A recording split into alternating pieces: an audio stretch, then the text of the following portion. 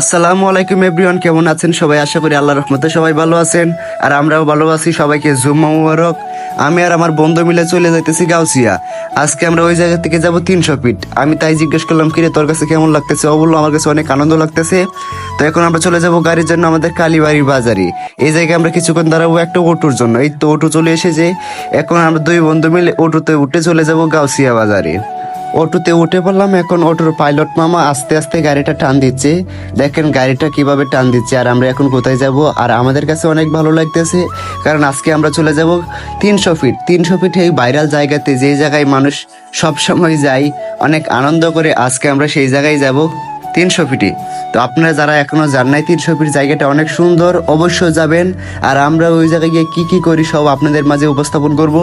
অটোর পাইলট মামা অটোটা অনেক জোরে জোরে চালাচ্ছে। আর আর এখন তো শীতের দিন, তাই অনেক ঠান্ডাও লাগতেছে। এখন আমরা চলে আসলাম